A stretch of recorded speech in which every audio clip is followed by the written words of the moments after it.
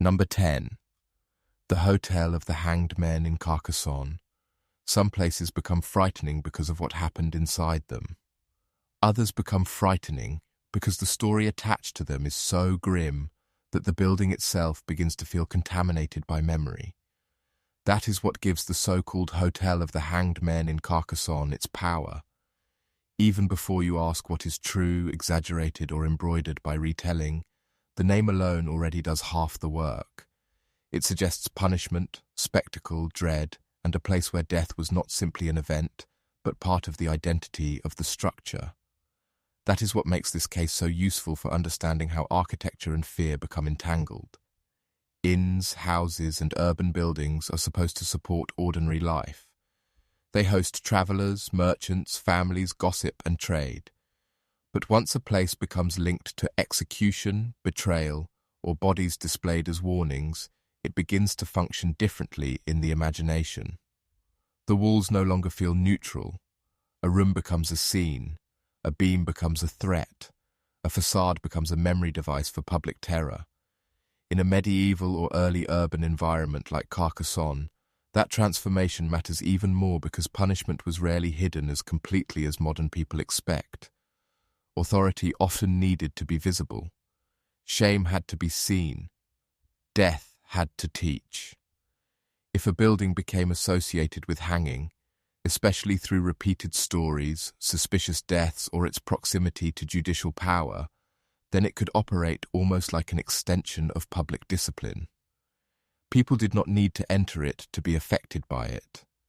The name, the rumor, and the sight of it in the urban landscape could do the work.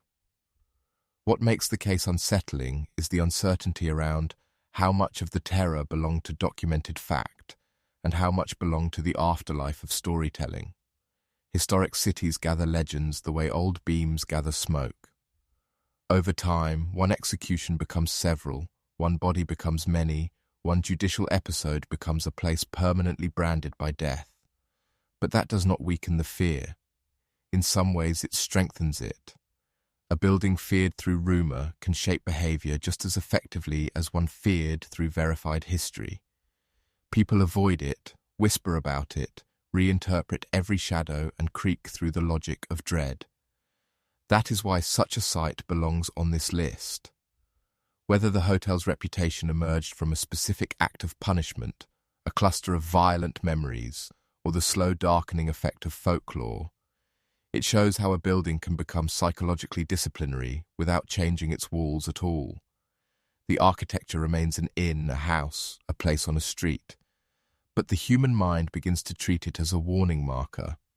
Its ordinary functions are overshadowed by the possibility that this was a place where authority, death, and spectacle once converged. And once a place receives that reputation, even its smallest details start working in favor of fear. Narrow stairways feel more sinister. Heavy doors feel more final. Low beams feel accusatory. Rooms meant for travelers begin to suggest confinement. The building becomes a collaborator with the stories told about it. You no longer ask only what happened there.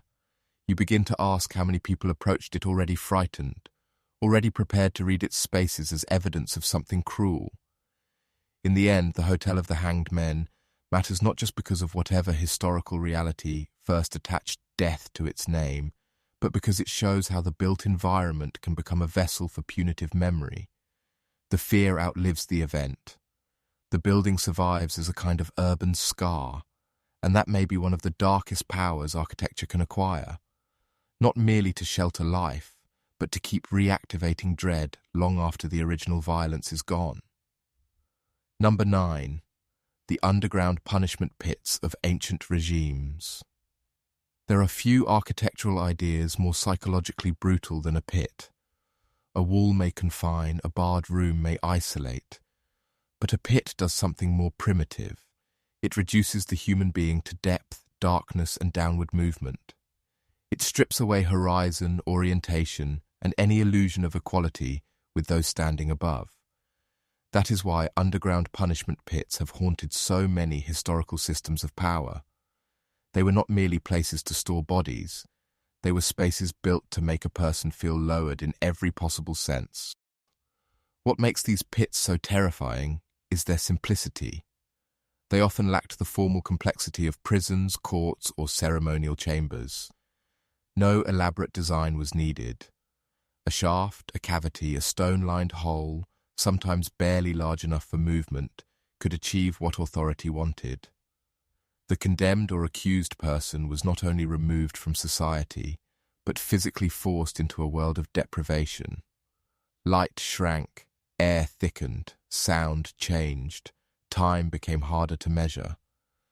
The architecture did not just imprison the body, it attacked the mind's ability to remain stable. That matters because many ancient regimes understood something essential about fear. Suffering is intensified when it becomes spatial. A beating hurts, a sentence terrifies, but a pit transforms punishment into environment. The victim does not merely experience pain. The victim begins living inside a geometry of humiliation.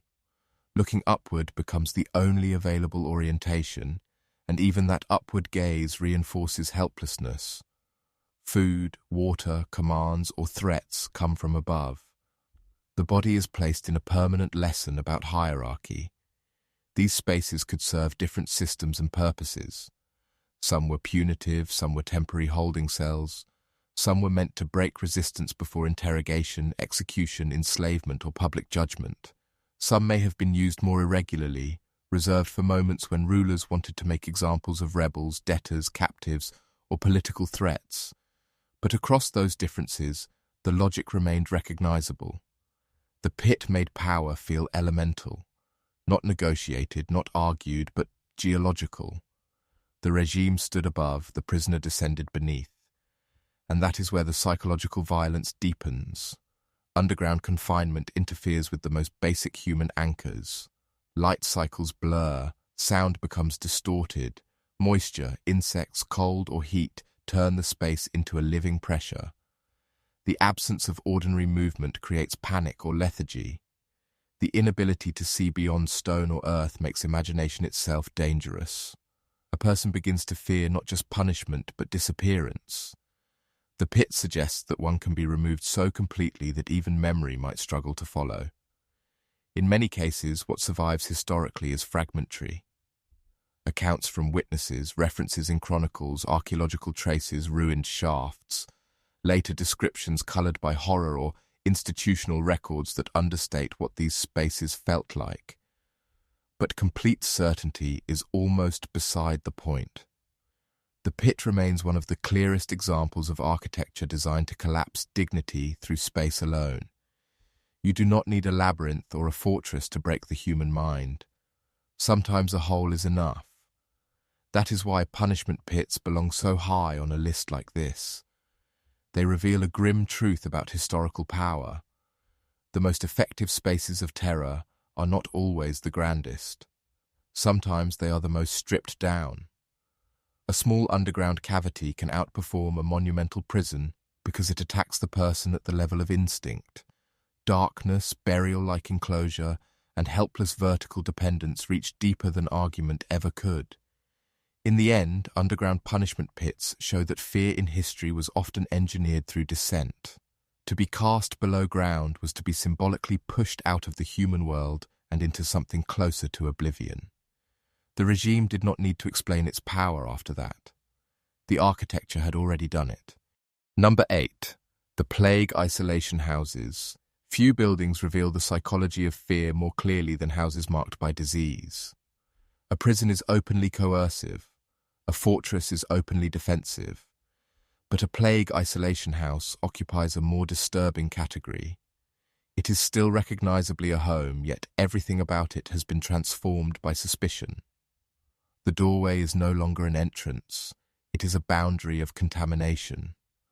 The windows are no longer sources of light and air. They are points of separation between the marked and the unmarked, the suspected and the safe. A place built for family life becomes a machine for social abandonment. That is what makes plague isolation houses so haunting. They were not always grand structures built from the ground up for terror. Sometimes they were ordinary dwellings repurposed by crisis, but the psychological effect was no less devastating. Once a house became associated with infection, it stopped belonging fully to the people inside it. Authorities, neighbors, and rumor all began to redefine its meaning. The building became an address of danger. Even before death arrived, the architecture started doing the work of exclusion. This mattered enormously during plague years because disease does not only attack the body, it attacks trust. Every object, gesture, and threshold becomes charged. In that atmosphere, isolation houses were more than medical responses. They were visible instruments of control. Markings, restricted movement, watched entrances, enforced confinement, delayed contact, and the reduction of a family's world to a sealed interior all made the building itself part of the punishment.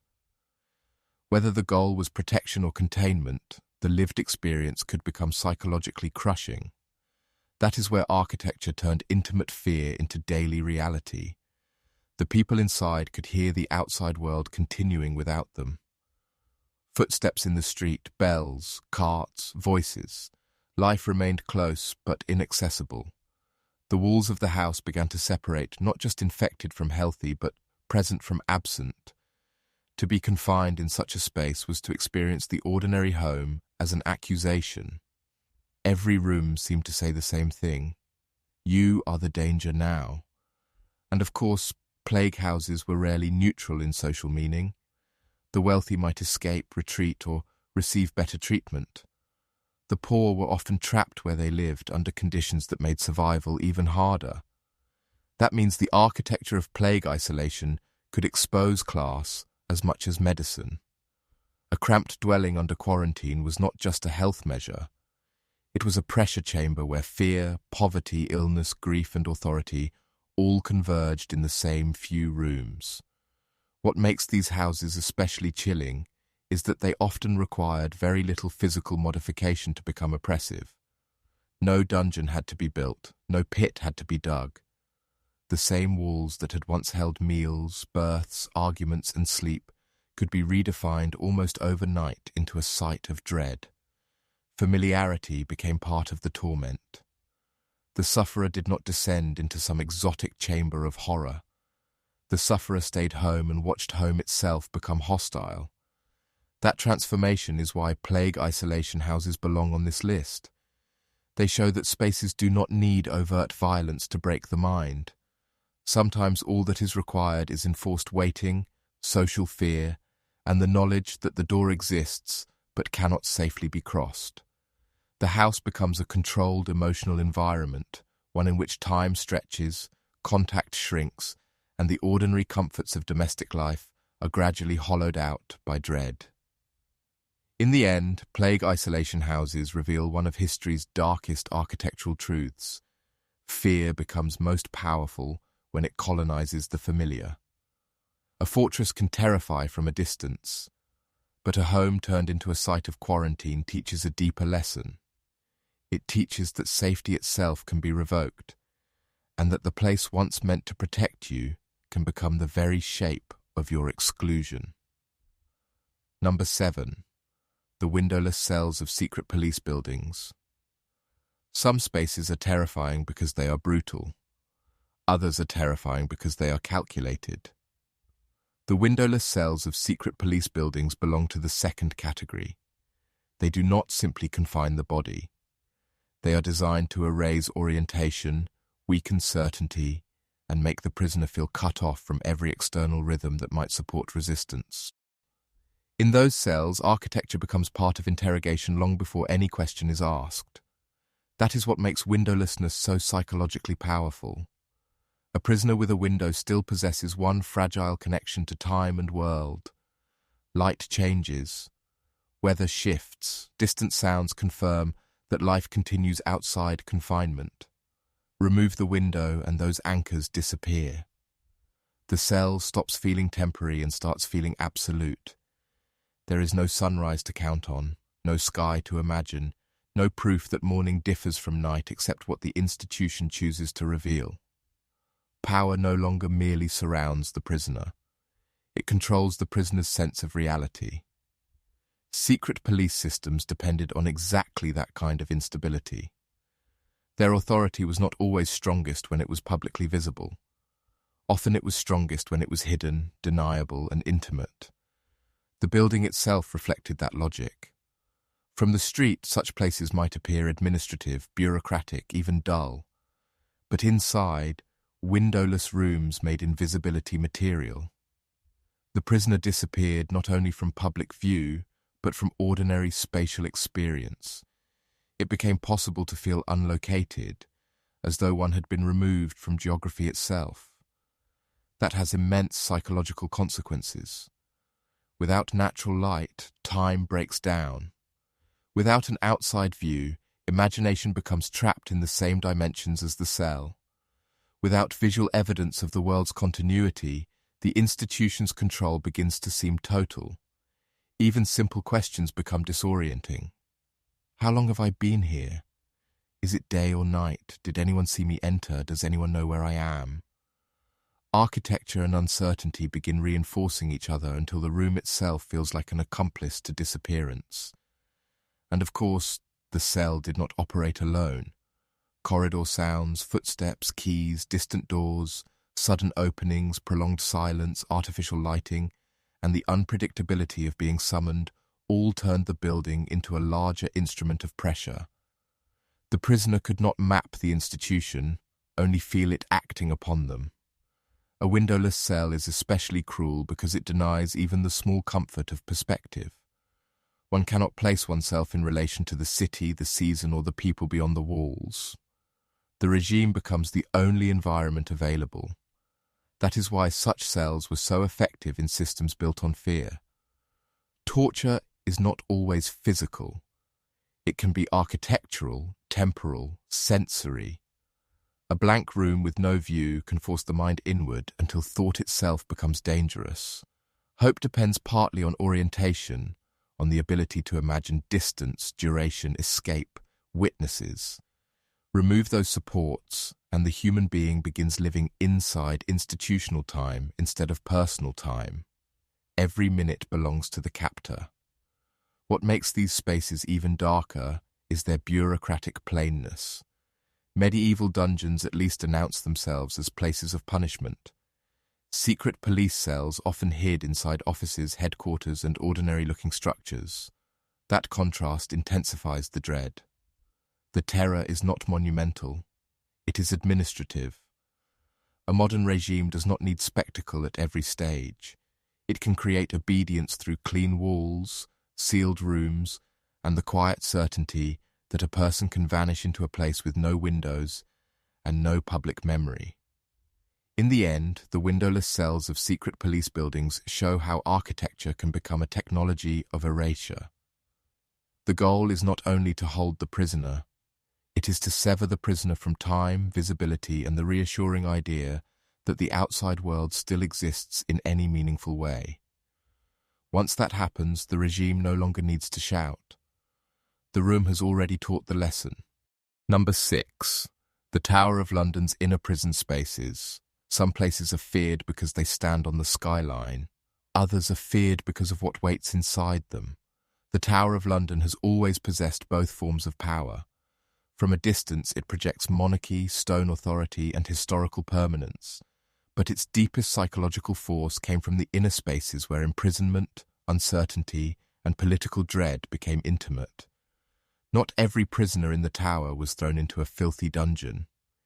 In many cases, the more frightening reality was subtler.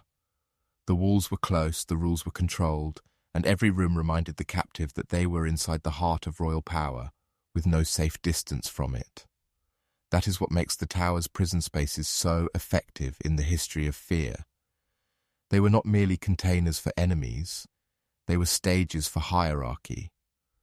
To be held there was to understand that one's body had been brought directly under the shadow of the state. The prison chamber might be stone, furnished, sparse, or relatively orderly, depending on rank, but comfort did not cancel terror. In some ways, it intensified it.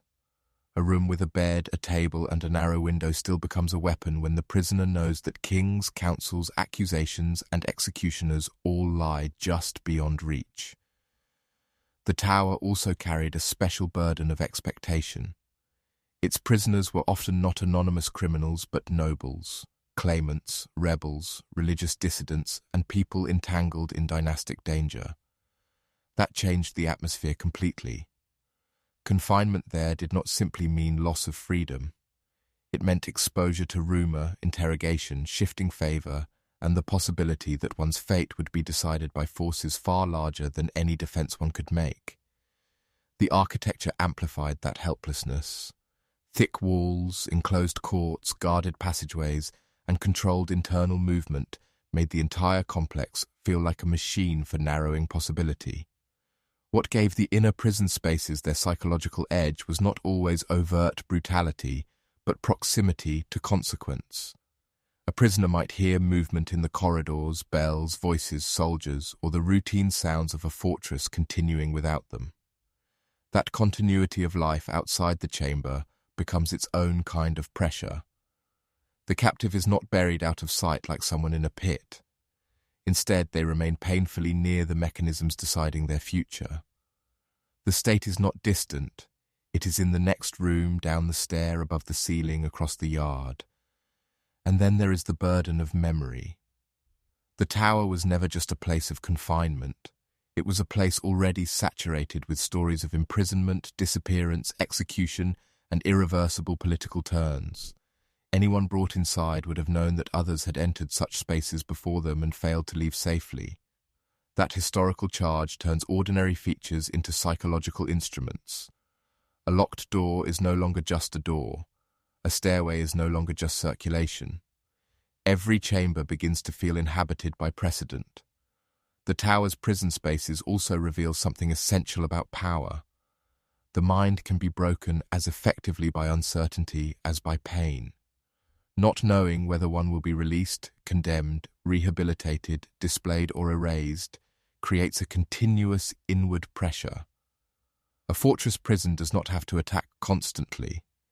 It only has to maintain an atmosphere in which every hour feels provisional and every sound might signal the beginning of irreversible news.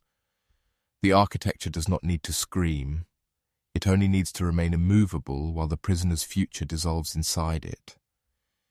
In the end, the Tower of London's inner prison spaces belong on this list because they show how monumental authority becomes personal. A great fortress impresses the public from the outside, but it disciplines the prisoner from within by making power feel inescapably near. Stone, corridor, chamber, and guard all combine into a single lesson. You have not merely been captured by the state. You have been brought inside its body. Number 5. The Bone Chapels of Europe. Few places create psychological unease as efficiently as a chapel built from human remains. A prison threatens the future. A punishment pit threatens survival. But a bone chapel does something stranger. It collapses the distance between the living and the dead in a setting that is supposed to offer spiritual order. Skulls line the walls. Femurs form patterns. Rib bones become decoration. The structure does not hide mortality beneath the floor or behind the altar. It arranges death directly in front of the eye and asks the visitor to remain calm. That is what makes the bone chapels of Europe so unsettling. They were not accidental accumulations of remains. They were intentional spaces of arrangement. Human bodies, or what remained of them, were sorted, stacked, and turned into architecture or ornament under religious logic. The purpose may have involved memorialization, spatial necessity, theology, and the reminder that earthly life is temporary. But whatever the official explanation, the emotional experience of entering such a place can be profoundly destabilizing. The building does not merely speak about death. It builds with it. And that gives these spaces a unique power over the mind. In ordinary burial culture, the dead are separated from daily sight. Even in churches, death is often framed through ritual distance, tomb markers, or abstraction. Bone chapels refuse that comfort. They force the visitor into visual intimacy with the physical remnants of countless lives. The effect is cumulative. One skull may be solemn. Hundreds arranged into patterns become overwhelming. The mind begins shifting between reverence, horror, fascination, and numbness, unable to settle fully into one response. Historically, that instability could itself become a form of control. Religious institutions did not need to threaten visitors explicitly if the space already performed the lesson. Here is the fate of the body. Here is the equality of death. Here is the fragility of pride, rank, and worldly ambition. Whether one interprets the chapel as devotional art, a memento mori, or an architectural sermon, the result remains psychologically forceful.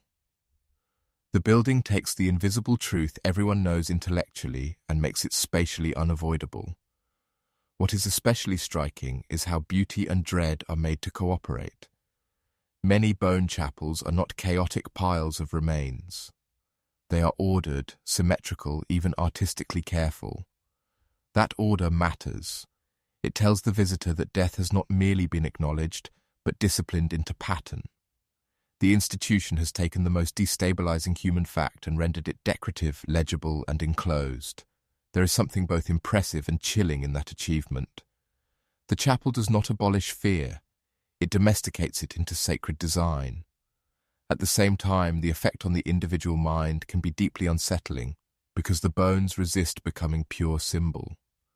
However elegant the arrangement, the material reality remains. These were people. These skulls once held faces, names, voices, and memories. The visitor is caught between theological message and physical fact. The chapel says mortality is universal. The bones say mortality is intimate. That tension creates the peculiar force of the place. One does not simply observe death there, one feels oneself observed by it. Bone chapels also reveal a darker side of institutional confidence. Only a culture deeply certain of its authority over meaning could risk constructing such spaces and expecting submission rather than panic. The message depends on trust that the visitor will interpret the display within sacred order rather than as chaos. But that trust is never total. Something primitive in the human response remains harder to govern.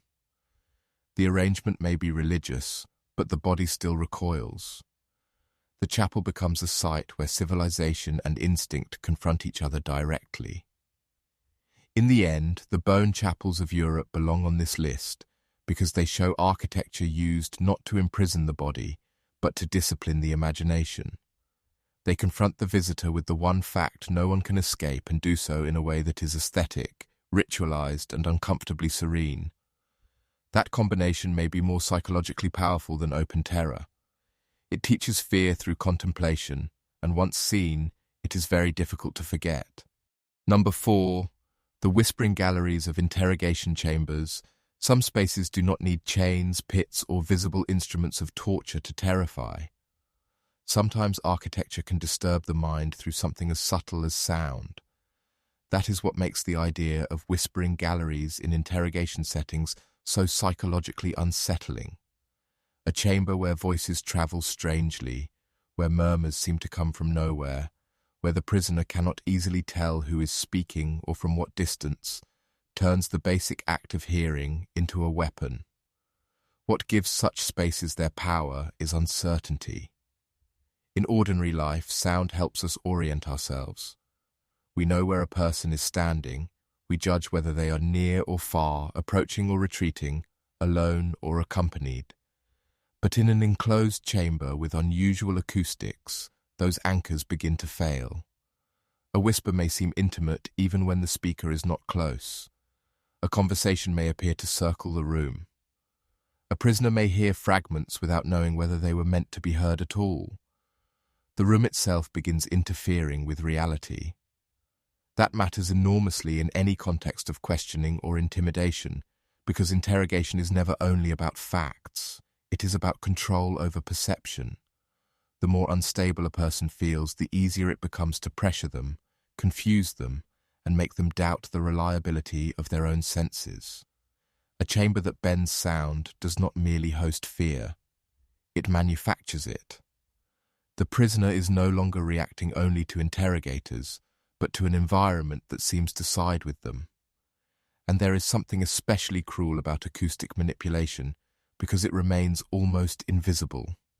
Stone walls, arches, vaults, and curved surfaces can look impressive, ceremonial, even elegant. Yet under the right conditions, those same features can produce effects that feel intimate and invasive. A low voice carries too clearly. A whisper reaches the ear like a secret. A sound from the edge of the room arrives as though spoken over the shoulder. The chamber transforms hearing into suspicion. One begins listening not for information, but for threat. In historical settings, this would have been devastating because people were already primed to interpret unusual sensory experiences in moral or supernatural terms. A prisoner under pressure, exhausted, isolated, and brought into a chamber where sound behaved unnaturally, might quickly feel that the room itself was participating in judgment, even if the architecture was not designed solely for interrogation. Once authorities recognized what such acoustics could do, the space could become an ideal stage for psychological advantage. The prisoner enters one room but feels surrounded by unseen presence. That is where the whispering gallery becomes more than an architectural curiosity. It becomes a lesson in how fear can be amplified without leaving obvious marks. A shouted threat is crude. A voice that seems to arrive from the wall, the ceiling, or the far curve of a chamber is something else entirely. It unsettles the mind at the level of instinct. One stops trusting the senses that normally preserve composure. And once that trust weakens, resistance weakens with it. Even the act of silence changes in such a space. After a whisper carries too perfectly, every pause feels loaded. The prisoner wonders who may be listening, where they are standing, whether the room is transmitting their own breath and muttered responses in ways they cannot control. The chamber teaches self-consciousness so extreme that the mind begins policing itself. Architecture and fear start cooperating without needing constant intervention. In the end, the whispering galleries of interrogation chambers belong on this list because they show how power can inhabit sensation itself. A regime does not always need spectacle or pain to unsettle a person. Sometimes it only needs a room where sound no longer behaves honestly. Once that happens, the prisoner is not simply being questioned. The prisoner is being taught that even the air in the chamber may be working against them. Number 3. The panopticon prisoner. Few architectural ideas are as coldly revealing as the panopticon. Many prisons rely on force, walls, locks, and visible punishment. The panopticon offers something more refined and, in some ways, more frightening. It is built around the possibility of being watched at any moment without ever knowing for certain whether anyone is actually looking. That uncertainty is the core of its power. The prisoner does not need constant surveillance in practice. The prisoner only needs to feel that surveillance may be happening all the time. That is what makes the panopticon so psychologically devastating.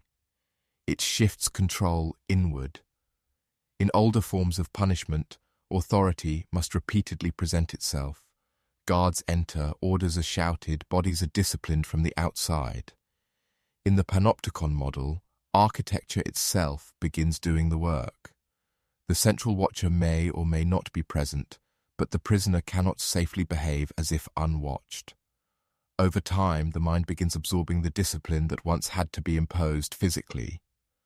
The cell becomes a theatre in which the prisoner is always potentially on display. The brilliance and cruelty of the design lie in its asymmetry. The authority at the centre can, in theory, see without being clearly seen. The prisoner on the edge can be seen but cannot verify the gaze. That imbalance changes the emotional structure of imprisonment. It is no longer just confinement, it is exposure without clarity. The prisoner is denied the ordinary human ability to judge when they are alone. That means privacy, spontaneity, and even the small internal relief of unobserved moments begin to disappear. And that has profound consequences for the mind. A person who never knows whether they are being watched starts regulating posture, gesture, expression, pace, and routine. Even thought can begin to feel less private because bodily habits are constantly being adjusted in relation to imagined scrutiny. The regime no longer needs to intervene at every moment. The possibility of intervention is enough. Fear becomes efficient. The prisoner starts participating in their own control. What makes the panopticon especially important in historical terms is that it represents more than one prison design. It represents a theory of power. It suggests that domination works best when it is continuous in possibility, economical in force, and internalized by those subjected to it. That is why the idea extends beyond literal prison walls. Once understood, its logic can be applied to schools, hospitals, factories, barracks, and bureaucratic institutions. The architecture becomes a diagram of modern control, visibility arranged so that authority does not need to shout in order to rule. There is also something deeply unsettling about how calm the idea appears on paper. It is rational, ordered, efficient. It does not present itself as cruelty in the theatrical sense of dungeons and torture chambers. That is precisely what makes it so dark. Brutality disguised as reason is often more durable than brutality announced openly. The panopticon does not rely on blood to create obedience. It relies on uncertainty, repetition, and the conversion of human beings into self-monitoring subjects. For the prisoner, the effect would be exhausting. Even if the regime failed to maintain perfect surveillance, the structure of the building would continue shaping behavior. One wakes, moves, eats, paces, sits, and sleeps under the same suspended question. Am I being watched right now? That question corrodes the boundary between outward discipline and inward freedom.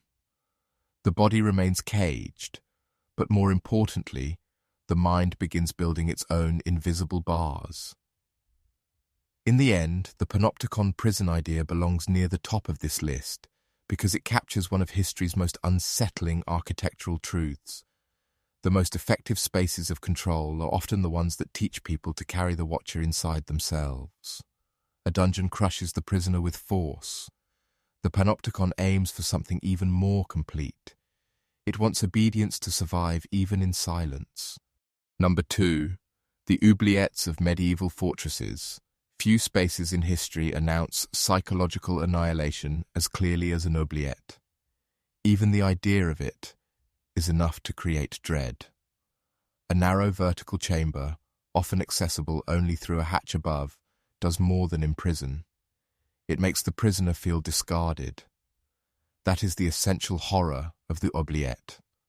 It is not merely a room of confinement. It is a space built around the possibility of being lowered out of ordinary human life and then left there long enough to become an absence.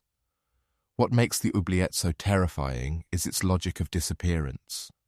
A cell still implies containment within a system. A courtroom implies procedure. A tower room suggests surveillance and rank. But an oubliette strips away those meanings and replaces them with something colder. The prisoner is no longer treated as a person moving through a process. The prisoner is reduced to occupancy of a void. The architecture says, in effect, that your most important relationship to power is no longer obedience, but irrelevance. That psychological blow matters as much as the physical suffering. An oubliette attacks the mind by attacking proportion. The body is enclosed in a space that may be cramped, dark, airless, damp, and impossible to navigate with any dignity. There is little horizon, little movement, little reassurance that time is still connected to the world above. The hatch overhead becomes the only sign that another realm exists, but it also reinforces hierarchy with brutal clarity. Food, commands, insults, or silence descend from above. Hope itself becomes vertical, and verticality is crucial. In many prison spaces, the captive can still orient horizontally. There is a wall, a door, a window, a corridor, some relation to the outer world. In an oubliette, the structure often makes that far harder.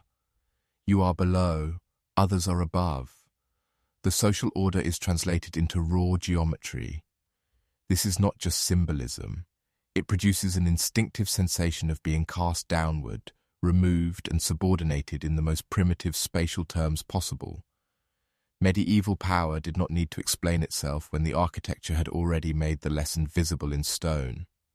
That is why oubliettes have such enduring force in historical imagination.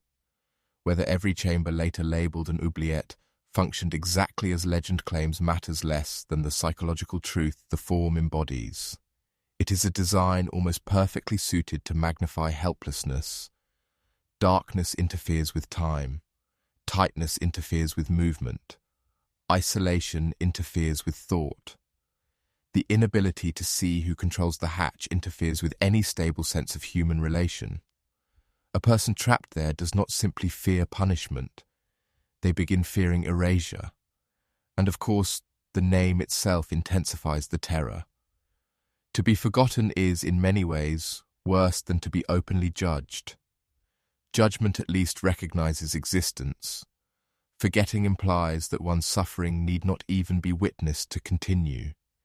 The oubliette thus becomes a chamber not just of confinement, but of social death. The prisoner remains physically alive while being architecturally translated into something closer to a discarded object, hidden in the body of the fortress. That is what makes the medieval fortress such a fitting home for the form. Fortresses already project defensive power, mass, height, and authority. The oubliette inside them reveals the inward face of that same logic. The walls that protect rulers from outside threat can also create interior spaces where fear becomes absolute. The grandeur above ground and the void below ground work together. One inspires awe in the public. The other enforces annihilation on the captive. In the end, the oubliette belongs near the top of this list because it captures a central truth about architecture and fear. The most brutal spaces do not only restrain the body, they teach the victim that they can be lowered beneath notice itself. A prison may promise suffering, an oubliette promises disappearance. Number 1. The Bridgewater Triangle's abandoned psychiatric grounds. Some places are designed to break the mind directly. Others become terrifying because they gather layer after layer of fear until the location itself feels unstable. The abandoned psychiatric grounds associated with the Bridgewater Triangle belong to that second category, and that is what makes them so powerful at number 1. This is not simply a prison, a pit, or a chamber. It is a place where architecture, institutional control, local dread, and the larger mythology of a haunted landscape all begin feeding each other. At the most basic level, psychiatric institutions have always carried a unique psychological charge. They exist at the boundary between care and control, treatment and confinement, diagnosis and social fear. Even in their best moments, they can feel uneasy because they deal with the mind under conditions where authority claims unusual power over interpretation. Once such a place is abandoned, that unease intensifies dramatically. Corridors empty out. Windows darken. Restraint rooms, treatment areas, dormitories, offices, and locked wards remain behind without the reassuring structure that once claimed to justify them. The building begins to feel like a shell around unresolved power. That alone would make such grounds disturbing. But in the Bridgewater Triangle context, the effect becomes larger and stranger. The site does not stand alone as an abandoned institution. It is absorbed into a region already saturated with stories of apparitions, strange lights, ominous landscapes, cryptid reports, cult rumors, violent memories, and general atmospheric dread. That matters because fear is cumulative. A psychiatric ground in isolation is one thing. A psychiatric ground inside a geography already treated as cursed, haunted, or anomalous becomes something far more potent. Every empty ward starts to feel like a node in a wider web of disturbance. And that is where the architecture begins working on the mind in a particularly modern way. Unlike the oubliette or punishment pit, this is not a stripped-down form of terror. It is sprawling, institutional, administrative, and half-decayed. The fear comes through corridors that do not end where expected, locked doors with no obvious purpose, peeling treatment rooms, abandoned furniture, fencing, tunnels, stairwells, and spaces designed to separate observation from exposure. Such environments do not simply threaten physical suffering. They suggest that the human mind once entered here to be classified, managed, medicated, restrained, and perhaps misunderstood under systems no longer fully trusted. That ambiguity is crucial. Old dungeons frighten because they are openly punitive. Abandoned psychiatric institutions frighten because their purpose remains morally unstable. Were these rooms therapeutic, coercive, neglectful, necessary, abusive, or some mixture too complicated to cleanly judge? The uncertainty forces the imagination into overdrive. Every restraint point, every observation window, every empty bed frame, every locked wing becomes haunted not only by ghost story thinking, but by the very real history of what institutions can do when they claim authority over damaged or inconvenient minds. In a region like the Bridgewater Triangle, folklore amplifies all of this. Once the grounds are linked to the area's wider mythology, the place stops feeling like a closed historical site and starts feeling like an active psychological generator. The abandoned institution becomes proof in the popular imagination that the land itself breeds abnormality. Whether one believes the paranormal claims literally is almost secondary. The essential fact is that the site now operates as a machine for dread. People arrive already primed to interpret silence as menace, echo as presence, decay as evidence, and institutional residue as something darker than mere ruin. And perhaps that is why it belongs at number 1. This location represents the full convergence of themes in this video. It is architectural, it is psychological, it is historical, it is atmospheric. It shows how a place can be built to regulate vulnerable minds, later abandoned into silence, and then absorbed into a regional mythology that makes the fear feel endless. The building no longer needs staff or inmates to exert power. Its emptiness does the work. The corridors still organize dread. The grounds still suggest exclusion. The surrounding legend still tells visitors that this is a place where the mind is not entirely safe.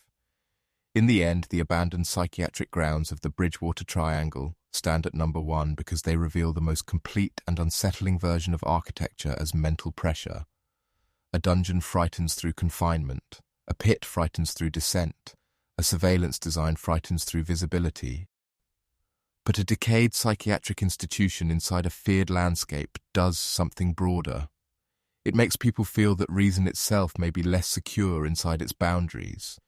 And once a place acquires that reputation, it no longer merely contains fear. It radiates it.